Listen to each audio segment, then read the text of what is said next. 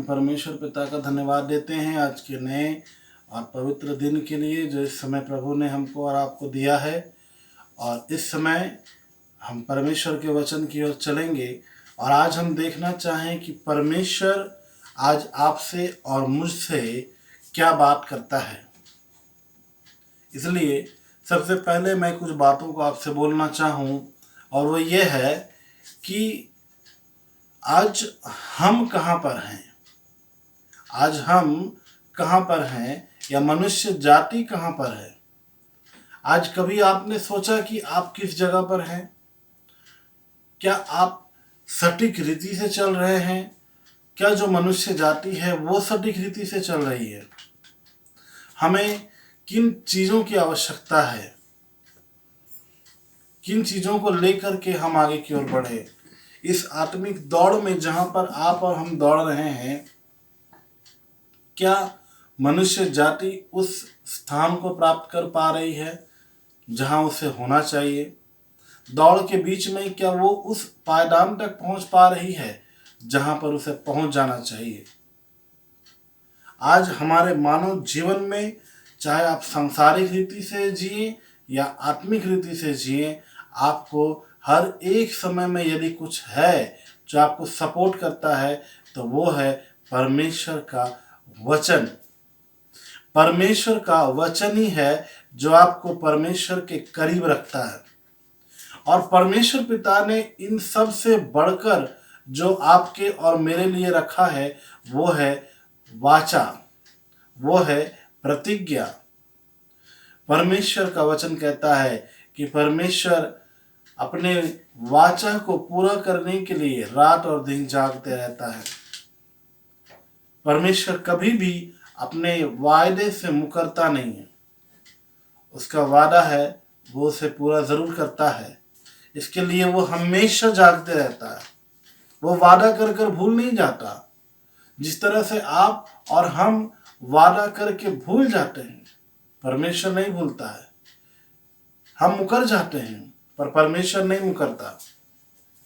उसको हमेशा याद रहती है कि उसने क्या बोला। परमेश्वर सब कुछ का जानने वाला परमेश्वर है। परमेश्वर से कुछ भी छिपा नहीं। इस कारण जब हम वचन में भी देखें तो परमेश्वर पिता ने अब्राहम से प्रतिज्ञा की। अब्राहम से क्या प्रतिज्ञा की कि उसको जो है वो सब जातियों का मूल पिता होगा। उसका अभी कोई बच्चा नहीं है, कोई उसका वारिस नहीं है, पर परमेश्वर ने कह दिया कि वो सभी जातियों का मूल पिता होगा। उसके वंश आकाश के तारागण के समान होंगे जिसे कोई गिन नहीं पाएगा।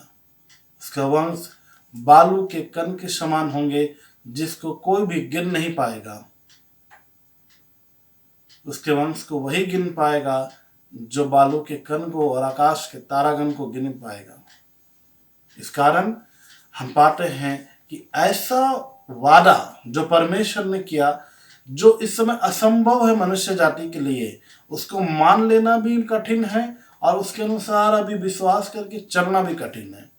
हाँ, क्योंकि एक बात बहुत जरूरी है, अगर परमेश्वर पिता आपसे कोई वादा किया है तो उस वादा को पूरा होने के लिए, उस वाचा को पूरे होने के लिए जिस चीज की जरूरत है वो है विश्वास।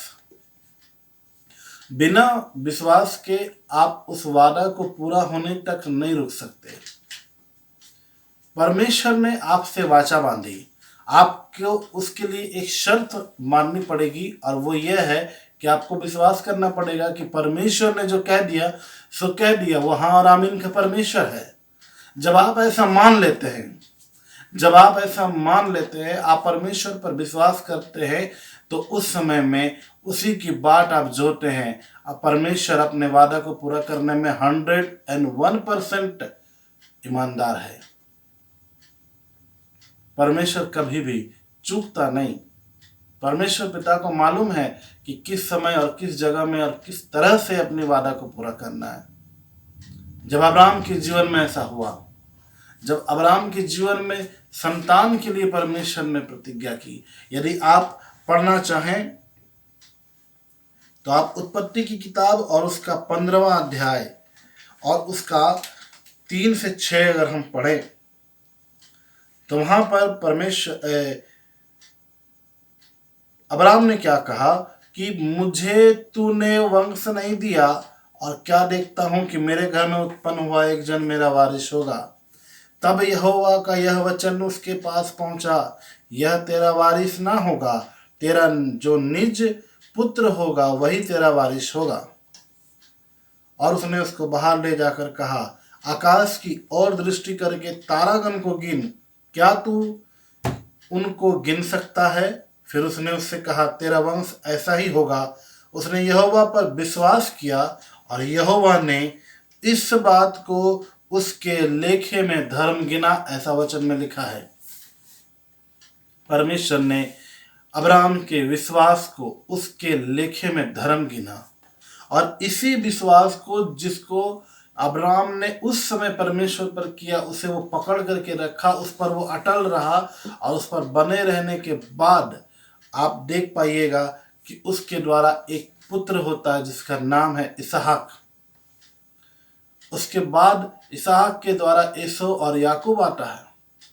अभी जो एसाव और याकूब जो आया, उसके बाद से याकूब के द्वारा फिर पूरा का पूरा 12 गोत्र आता है, और फिर वहां से पूरी सृष्टि के ऊपर में यही 12 गोत्र फैल गया, जिसका एक भी बच्चा नहीं था, जिसकी पत्नी का मासिक धर्म बंद हो गया, जिसकी उम्र हो गई, जो बूढ़े हो गए, परमेश्वर वहां से उससे वादा करता है कि उसके वंश को तारागण के समान होंगे। आप सोचिए ये कितनी कठिन बात है। उस व्यक्ति के लिए ये मान लेना कि ऐसा होगा, ये कितना कठिन बात है। उस स्त्री के लिए मान लेना कि इस समय उसका एक बच्चा होगा, और बच्चा उसमें हुआ नहीं, बच्चा उससे भी और भी देर में उसका बच्चा हुआ। कई लोग इस संदर्भ में अपने जीवन में निराश हो जाते हैं। अगर मैं इसी अब्राहम के बात को लेकर चलूं तो कई एक जगह में लोग निराश हो जाते हैं कि उनके बच्चे नहीं हैं, उनकी कोई संतान नहीं है, उनका वारिस नहीं है उनके घर में। लोग परमेश्वर से प्रार्थना करते हैं, बहुत सारे लोग हैं, आज के डेट में तो और भी बढ़ गए हैं। कितने ही लोग हैं जिनकी संतान नहीं है, लोग उन्हें कोसते हैं, और परमेश्वर उनसे कहता है कि हाँ तेरा वारिस होगा। यदि आप परमेश्वर पर ईमानदारी से बने हुए हैं, आप उस पर विश्वास के साथ बने हुए हैं, आपका भरोसा यहोवा परमेश्वर पिता पर है, तो दुनिया की कोई ताकत आपको छू नहीं सकती। चाहे दुनिया इधर से उधर हो जाए, पर परमेश्वर का वचन कभी नहीं टलेगा। आपका भरोसा और विश्वास परमेश्वर पर होना चाहिए। इस तरह से जब आप आगे की ओर पढ़कर देखें तो अब्राहम के द्वारा आशीष के वारिसदार होने के लिए, जो परमेश्वर का आशीष का वारिसदार होने के लिए अब्राहम के द्वारा ही ये शुरू हुआ। उसके बाद से धीरे धीरे अब्राहम के द्वारा सब आशीष के वारिसदार होने वाले लोगों की लाइन लग गई। उसका बेटा, उसका बेटा, उसका बेटा, इस तरह से बढ़ते चले गए। अब्राहम ने विश्वास किया। मैंने आपसे कहा कि अब्राहम का विश्वास उसके लेखे में परमेश्वर ने धर्म गिन लिया। इस रीति से आगे को जब आप देखें तो परमेश्वर ने इसहाक के द्वारा प्रतिज्ञा की, परमेश्वर ने फिर याकूब के द्वारा आगे की ओर बढ़ा, याकूब का नाम बदलकर परमेश्वर ने इज़राइल कर दिया, और फिर आज उसी इज़राइल से पूरे विश्व में इज़राइली भरे हुए हैं। आज इज़राइल एक देश का नाम भी पड़ चुका, वो इज़राइल है। इसी जगह से जहां से परमेश्वर ने आगे की ओर बढ़ा, और ये आशीष का मूल भी है। परमेश्वर ने कहा जो तुझे आशीष देगा मैं उसे आशीष दूंगा, और जो तुझे कोसेगा उसे मैं श्राप दूंगा। अगर आप आशीष की और बढ़ना चाहते हैं, आशीष के वारिसदार होना चाहते हैं, तो अवश्य है कि आप परमेश्वर के जन अब्राहम को और इज़राइल को आप आशीष दें। इस रीति से अब्राहम के जीवन में तो प्रतिज्ञा हो गई, अब्राहम ने विश्वास भी किया, और वो धीरे धीरे आगे की ओर बढ़ता गया, और विश्वास में अटल रहकर उस वाचा को जो परमेश्वर ने अब्राहम से बांधी थी उसके नाम के साथ बदल कर इब्राहिम होकर अब परमेश्वर ने उसे एक बेटा दिया जिसका नाम इसहाक हुआ, और इस तरह से वो आगे की ओर बढ़ा। अब परमेश्वर आज हमसे और आपसे कुछ बातों को करता है, कुछ प्रतिज्ञा आज भी करता है। परमेश्वर आज भी आपसे और मुझसे प्रतिज्ञा करता है कि वो मुझे और आपको अनाथ ना छोड़ेगा, वो हमें अनाथ नहीं छोड़ेगा। हमारा कोई नहीं है। यदि आप कहते हैं कि पूरे संसार में आपका कोई नहीं है, मैं आपके लिए एक सुसमाचार लाया हूं कि आपके लिए परमेश्वर पिता है, आपके लिए यीशु मसीह है जो आपके लिए इंतजार करता है, यीशु मसीह है जो आपके लिए वेट कर रहा है। आपके लिए जो वाचा बांधी गई वो ये है कि परमेश्वर आपको कभी नहीं छोड़ेगा, परमेश्वर आपको कभी न त्यागेगा, वो आपको अनाथ नहीं छोड़ेगा। आपका भरोसा परमेश्वर पर है तो परमेश्वर आपको कभी नहीं छोड़ेगा, ये उसका वादा है। चाहे कहीं कुछ भी हो जाए, वो अपने वादे से नहीं मुकरेगा। उसने पूरे सृष्टि को बचाने के लिए जो वादा किया, इसके लिए उसने अपने एक लौते पुत्र को कुर्बान कर दिया। यदि आप यूहन्ना रचित सुसमाचार और उसका पहले अध्याय को पढ़कर देखें, यूहन्ना उसका पहला अध्याय में यदि आप देखते जाएं तो 1 और 2 पद में है, और उसके बाद 14 पद में भी है, वचन देहधारी हुआ। और इस तरह से यीशु मसीह हमारे जीवन में आते हैं। यीशु मसीह के द्वारा हम जो है आशीष की ओर बढ़ते चले जाते हैं। यीशु मसीह के जरिए हम अपने जीवन में परमेश्वर के और करीब जाते हैं। परमेश्वर को जानना सीखे हमने उसकी पहचान हमने पाई, और परमेश्वर की मनसा क्या है ये प्रभु यीशु मसीह के जरिए ही हमने जाना। तो ये सारी बातें तो प्रभु की ओर से हैं। प्रभु आपसे और मुझसे प्रेम करते हैं। प्रभु यीशु मसीह पिता परमेश्वर का वो हिस्सा है जहां पर वो मनुष्य जाति से प्रेम करता है। यीशु मसीह ने कहा ना कि मैं पिता के अंदर से आया हूं। वो पिता का कौन सा हिस्सा है कि उसके अंदर से वो आया? उसके अंदर से आया, इसका मतलब है कि वो पिता का एक पार्ट है। और वो एक पार्ट जो उसके अंदर से आया वो ये है कि उसने मनुष्य से, आपसे और मुझसे प्रेम किया। ये प्रेम वाला पार्ट है जो उसके अंदर से आया। इस वजह से वो दिल का दरिया है, वो दरिया ही बन गया। लास्ट में दया का दरिया बना, दया का सागर भी बन गया। उसने अंत तक प्यार और प्यार और प्यार ही बोला। हर एक जगह में उसने परमेश्वर के प्यार को जाहिर किया। ये परमेश्वर आपसे और मुझसे प्यार करता है हर एक जगह में। और उसी ने तो कहा कि अनंत जीवन है। परमेश्वर ने ही कहा कि अनंत जीवन है। किसके जरिए? प्रभु यीशु मसीह के जरिए। आखिर अनंत जीवन है किसमें? तो आप पाइएगा कि अनंत जीवन प्रभु यीशु मसीह में है। प्रभु यीशु मसीह कौन? यूहन्ना की किताब 1 अध्याय अगर 14 पद को पढ़े तो वहां लिखता है, मैं आपके लिए पढ़ना चाहूं। ये वचन हम सब जानते हैं, ये कोई नया वचन नहीं है, पर फिर भी मैं आप सबके लिए पढ़ना चाहूं। आदि में वचन था और वचन परमेश्वर के साथ था और वचन परमेश्वर था। यही आदि में परमेश्वर के साथ था और सब कुछ उसी के द्वारा उत्पन्न हुआ, और उसमें से कोई भी वस्तु उसके बिना उत्पन्न नहीं हुई। उसमें जीवन था और वह जीवन मनुष्य की ज्योति थी। ज्योति अंधकार में चमकती है और अंधकार ने उसे ग्रहण नहीं किया। नीचे 14 पद को यदि हम पढ़ें, और वचन देहधारी हुआ और अनुग्रह और सच्चाई से परिपूर्ण होकर हमारे बीच में डेरा किया, और हमने उसकी ऐसी महिमा देखी जैसी पिता की इकलौते की महिमा। प्रभु यीशु मसीह के विषय में हम पाते हैं, प्रभु यीशु मसीह आया।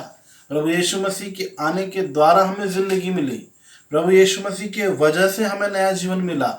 यूहन्ना की किताब 3 अध्याय 16 पद, क्योंकि परमेश्वर ने जगत से ऐसा प्रेम किया कि अपने इकलौते पुत्र को दे दिया, ताकि जो कोई उस पर विश्वास करे वो नाश ना हो परंतु अनंत जीवन पाए।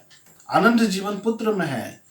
पुत्र को चुनना है, पुत्र को चुनना है। जितना हो सके, जब तक यहोवा मिल सकता है उसे ढूंढना है। आपके जीवन में परमेश्वर ने जो वादा किया है वो ये है कि वो आपको कभी नहीं छोड़ेगा। वो चाहता है कि वो आपको अनंत जीवन दे। वो चाहता है कि आपके जीवन से अनंत जीवन का जो जीवन है उसकी नदियां की सोते फूट निकले, जल की जो नदियां हैं उसके सोते फूट निकले। परमेश्वर चाहता है कि आपके जीवन में ऐसा हो। परमेश्वर पिता चाहता है कि परमेश्वर जैसा है वैसे आप भी बन जाए। ये उसका वादा है, ये उसका वादा है कि वो आपको अपने जैसा फिर से बनाकर अपने पास में रखना चाहता है। वो आपके साथ रहना चाहता है, क्योंकि परमेश्वर का डेरा मनुष्य के बीच में है। प्रभु यीशु मसीह ने कहा कि जहाँ 2 या 3 मेरे नाम से इकट्ठे होते हैं, मैं उनके बीच में होता हूँ। आप हर एक जगह को खोज करके देखिए, परमेश्वर हर एक जगह में आपके और मेरे साथ रहना चाहता है। परमेश्वर की प्रतिज्ञा है और इसके लिए वो हर मुमकिन कोशिश कर रहा है। वो हर एक मुमकिन अपने वादा को पूरा करने के लिए जिन चीजों की आवश्यकता है वो कर रहा है और वो उसमें सक्सेस है। पर हम आज सक्सेस नहीं है, आज हम सक्सेस नहीं है। परमेश्वर का वादा है, परमेश्वर कहता है कि तुम मेरी ओर 1 कदम बढ़ो, मैं तुम्हारी ओर 10 कदम बढ़ूंगा। कितनी बड़ी बात है। पर हम 1 कदम बढ़ेंगे, परमेश्वर 10 कदम बढ़कर आएगा हमारी ओर। पर क्या हम 1 कदम बढ़ने के लिए तैयार हैं? हम 1 कदम भी नहीं बढ़ते। वादा करते हैं, वादा हम परमेश्वर से करते हैं, वादा हम प्रभु यीशु मसीह से करते हैं। हम एक जगह भी ऐसा नहीं है कि हम वादा करते नहीं, हर एक जगह में कहते हैं और करते हैं, पर उस वादा को पूरा नहीं करते। जिस तरह परमेश्वर पिता वादा को पूरा करने के लिए रात और दिन जागते रहता है, हम नहीं जागते। हमारा केवल काम बनने से मतलब है, उतना ही दूर तक का वादा है, उसके बाद में वादा का कोई कीमत नहीं। तो लोगों ने मन्नतें निकाल ली, मन्नत मानना शुरू कर दिए। अरे भाई, कुल मिलाकर बात तो बराबर है, आपने जो वादा किया उसको तो पूरा करना है। आज अगर हम देखेंगे तो बाल चढ़ाने की मन्नत हो गई, तो कैंडल जलाने की मन्नत हो गई। कितने लोगों को देखा मैंने कि वो सिर मुंडवा के आ गए, क्या हुआ? मन्नत माने थे। तो आपके मन्नत मानने से क्या हुआ? आपके वो बाल से कुछ होने वाला है? सिर के बाल आधे पके आधे काले, आधे डैंड्रफ वाले आधे जूं वाले बाल, उससे क्या होने वाला है? आपका हृदय कहाँ है? परमेश्वर कहता है कि तुम मुझे मुंह से तो हे प्रभु कहते हो, परंतु तुम्हारा मन मुझसे दूर रहता है। परमेश्वर मन को देखता है, यहोवा मन को कोसता और हृदय को जांचने वाला परमेश्वर है। वो है वो परमेश्वर, वो ऊपर को नहीं देखता। आप और हम जो वादा करते हैं, परमेश्वर वो हमारे अंदर से देखता है। क्या हम ईमानदार हैं? अगर हम ईमानदार हैं तब तो सब कुछ ठीक है, और अगर आप ईमानदार नहीं हैं तो फिर आपके वादा का भी कोई मतलब नहीं है, उसका कोई वैल्यू ही नहीं है। फिर उस विषय में सोचना भी गलत है। इसलिए आप वादा जब परमेश्वर से करते हैं तो उसे पूरी करें। जिस तरह परमेश्वर आपसे वादा करता है तो उसको पूरा करने के लिए वो रात और दिन जागता है। आप जो परमेश्वर से वादा करते हैं, कितने लोग हैं जब बपतिस्मा लेते हैं वो परमेश्वर से उस समय में प्रार्थना करते हैं, प्रभु मेरे पापों को क्षमा कर दो, और वो प्रतिज्ञा करते हैं कि आज से मैं पाप नहीं करूंगा, आज से मैं पाप नहीं करूंगी, प्रभु मैं आपके साथ जीवन बिताऊंगा और बिताऊंगी। ऐसा लोग वाचा बांधते हैं। पर जैसे ही वो बपतिस्मा का कार्यक्रम खत्म होता है और उनका जीवन का कार्यक्रम चालू होता है, उनकी गाड़ी फिर से वही ट्रैक पर दौड़ना चालू हो जाती है जिसमें वो पहले दौड़ रहे थे। और बोलने से एक ही जवाब आता है, वो भी बड़ी दुख के साथ, और वो ये आता है कि हम तो मनुष्य हैं, पाप तो हो ही जाता है। पर प्रभु का वचन कहता है जो शरीर से जन्मा है वो पाप करेगा, परंतु जो परमेश्वर से जन्मा है वो पाप कर ही नहीं सकता, करेगा नहीं, वो कर ही नहीं सकता, उसके अंदर है ही नहीं, क्योंकि परमेश्वर का बीज उसके अंदर बना है। आप जल और आत्मा से जन्म ले रहे हैं कि नहीं? आपकी पैदाइश क्या है? आप किस रीति से जन्म लिए हैं? दिखाने के लिए, न काम के लिए? याद रखिए, परमेश्वर अपने काम के द्वारा अपना परिचय देता है। उसने अपना नाम धरती के अंदर में नहीं दिया, नापाक हो जाएगा। परमेश्वर ने हर एक जगह में अपने काम के द्वारा अपना परिचय दिया है, इसलिए उसके कामों के द्वारा, उसका नाम के अनुसार हम उसे पहचानते और जानते हैं। परमेश्वर ने अपना ओरिजिनल नाम नहीं दिया। ये यीशु मसीह का नाम जो आप और हम सब लेते हैं ना, ये ओरिजिनल में नहीं है। इस नाम को लेने के लिए सारे लोग ले रहे हैं। आप ध्यान दीजिए, कोई अच्छा आदमी भी सारे लोग ले रहे हैं, जो झूठ बोलने वाला, दारू पीने वाला, बीड़ी सिगरेट पीने वाला, तंबाकू खाने वाला भी ले रहा है, गाली बकने वाला भी यीशु मसीह का नाम ले रहा है। तो यीशु मसीह का नाम पवित्र कहाँ रहा? इसीलिए तो इस नाम को लेकर, इस नाम के पावर को यूज करने के लिए आपके अंदर योग्यता होनी चाहिए, ऐसा परमेश्वर ने ठहराया है। अब आपके ऊपर में है कि आप क्या करते हैं और नहीं करते हैं। परमेश्वर आपसे प्रेम करता है, वो अनंत जीवन देता है, वो अनंत जीवन देने के लिए आया। आप आगे की ओर अगर पढ़ें और पढ़ करके आप यूहन्ना की किताब को ही अगर देखें कि किस तरह से ये प्रतिज्ञा की शर्तें पूरी होती हैं। जो प्रतिज्ञा का शर्त मैंने आपको बोला वो विश्वास है, और विश्वास के द्वारा ये किस तरह से पूरी होती है, किस रीति से पूरी होती है, ये आपको देख लेना है, ये आपको जानना होगा। पर प्रभु यीशु मसीह ने अपने वचन में कही एक बात कहा कि आपको पिता को जानना है, पिता आप ही आपसे प्रेम करता है। यदि आप यूहन्ना की किताब उसका 6वां अध्याय 40 पद को पढ़े तो लिखता है, क्योंकि मेरे पिता की इच्छा यह है कि जो कोई पुत्र को देखे और उस पर विश्वास करे वह अनंत जीवन पाए, और मैं उसे अंतिम दिन फिर जुला उठाऊंगा। इसका मतलब अनंत जीवन जो आप पाना चाहते हैं, जो लोग कहते हैं कि जो स्वर्ग और नरक इस धरती पर ही है, यहाँ नहीं है। शरीर में आप मर जरूर जाओगे, हो सकता है, पर अंतिम दिन में यीशु मसीह आपको फिर से जिला लेगा, फिर से परमेश्वर आपको जिलाएगा। अंतिम के दिन में अनंत जीवन उसका है। परमेश्वर प्रभु यीशु मसीह अपने यहाँ ले जाने की भी प्रतिज्ञा आपसे और मुझसे करता है कि वो जब आएगा तो वो हमें अपने साथ वो लेकर के जाएगा। जब वो स्वर्ग में उठा लिया जा रहा था उस समय भी कहा कि मैं जगत के अंत तक सदैव तुम्हारे संग में हूं, सदैव हूं। यीशु मसीह ने कहा मेरे पिता के यहाँ रहने के बहुत से स्थान हैं। यूहन्ना 14 अध्याय 2 पद में पढ़िए, मेरे पिता के घर में बहुत से रहने के स्थान हैं, यदि ना होते तो मैं तुमसे कह देता, क्योंकि मैं तुम्हारे लिए जगह तैयार करने जाता हूँ, और यदि मैं जाकर तुम्हारे लिए जगह तैयार करूँ तो फिर आकर तुम्हें अपने यहाँ ले जाऊंगा, कि जहाँ मैं रहूं वहाँ तुम भी रहो। यीशु मसीह जहाँ रहता है वहाँ आपको और मुझे भी रखना चाहता है। आप और हम रहना चाहते हैं कि नहीं?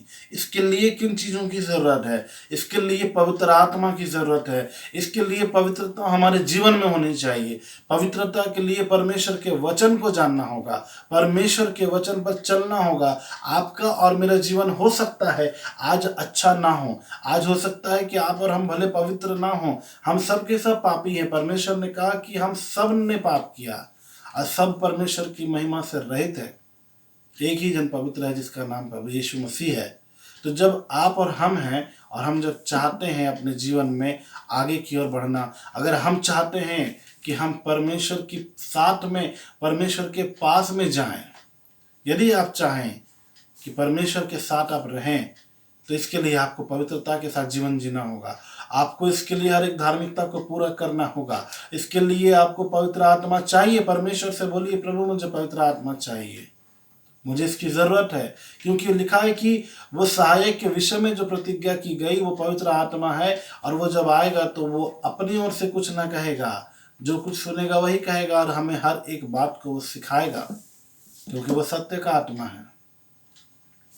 इसलिए आइए अपने जीवन में आज हम इस बात को ठाने। कई प्रतिज्ञा नहीं बल्कि बहुत सारी प्रतिज्ञाएं हैं जो परमेश्वर पिता ने आपसे और मुझसे की हैं। बहुत सारी जगहों में हम इस बात को पढ़ेंगे, पर एक बात मैं बार बार आपसे कहना चाहूँ कि परमेश्वर आपको अकेला नहीं छोड़ा है और ना वो छोड़ेगा। आप हमेशा परमेश्वर की नज़र में हैं।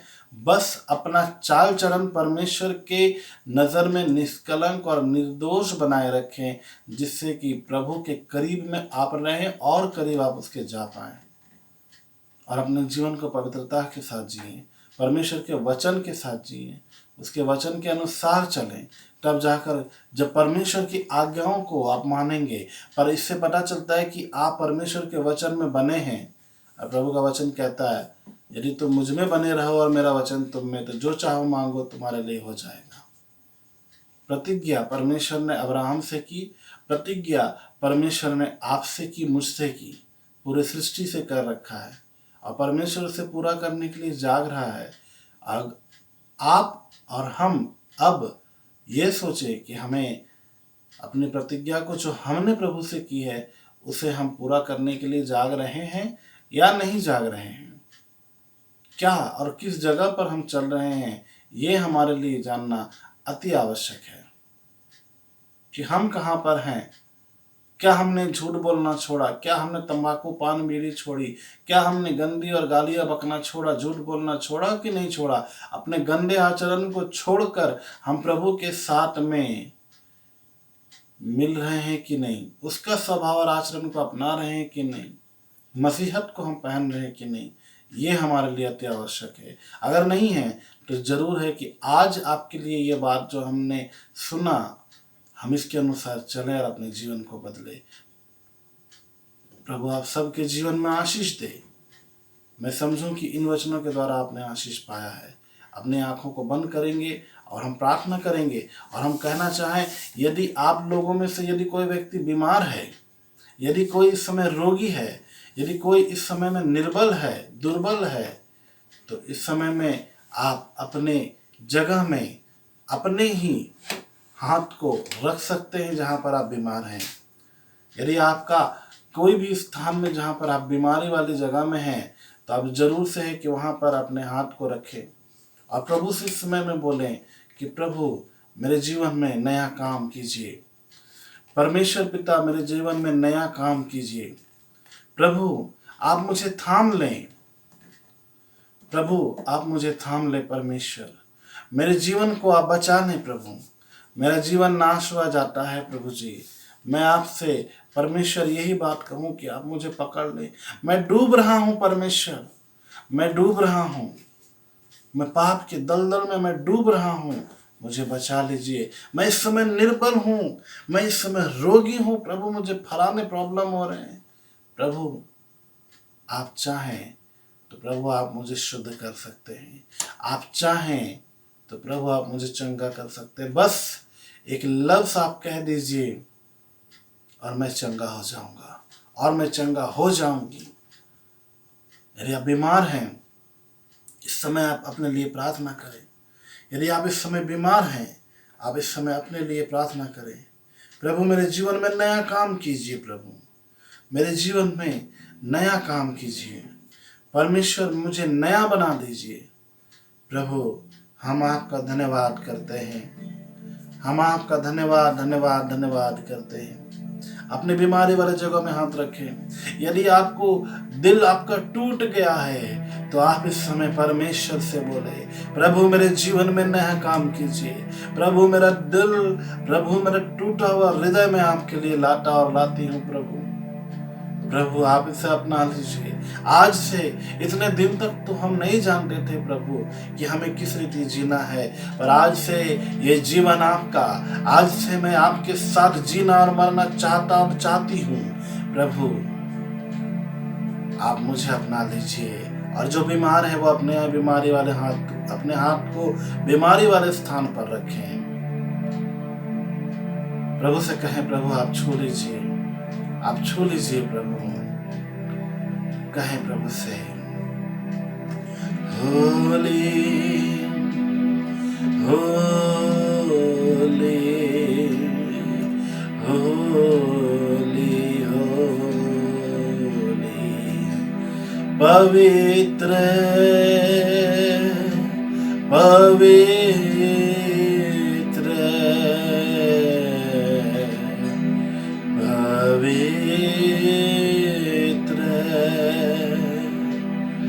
पवित्र परमेश्वर, होली